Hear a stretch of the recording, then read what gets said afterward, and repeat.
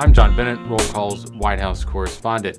Let's call this the healthcare edition of White House Watch, and wanted to tee up three things to watch as Congress returns next week and President Trump presumably continues meeting with members and stakeholder groups, especially on the conservative side, to try to get enough votes in the House and Senate to pass a bill that would repeal and replace Obamacare, of course, a major campaign promise of the president and also congressional Republicans. Number one, is the president in, as his top spokesman said on Wednesday, full sell mode?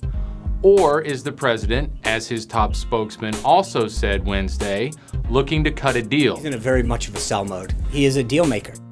Those are not the same thing. The English language does not necessarily contort in a way to make those two the same thing. When he met with some conservative members behind closed doors and stakeholder groups like the Club for Growth and Tea Party Patriots on Wednesday night, representatives from those organizations came out at the White House and said the president is pushing to change the bill. So that's not necessarily someone who's in sell mode and just trying to get people to sign on to what he wants. Number two, how willing is the president to make changes to get a bill that can just pass and that he can sign into law so that he can claim a victory? This is a president who very much needs a big victory. It's not enough right now to just sign some routine legislation. He needs a big victory. Getting a bill that can pass and getting a bill that would meet all of the promises Trump and Republicans have laid out for a better health system, that's not necessary. Those two things aren't necessarily the same. So if the president is willing to just take willy-nilly suggestions from everyone to put together a coalition and force this thing through both chambers, experts say the Republicans could put in a healthcare system that's even clunkier and have different kinds of troubles than the ones we're seeing with the 2010 health law.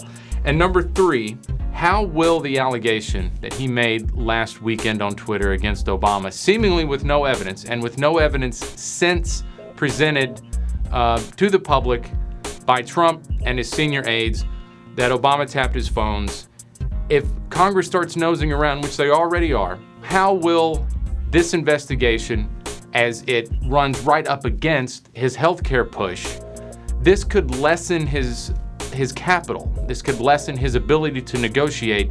This could really diminish his ability to twist arms, especially say in a month from now or so, when he needs to get a handful of Republican senators on his side to pass the healthcare bill and get it to his desk. Really the only option his aides had last weekend was to kick this thing to Congress.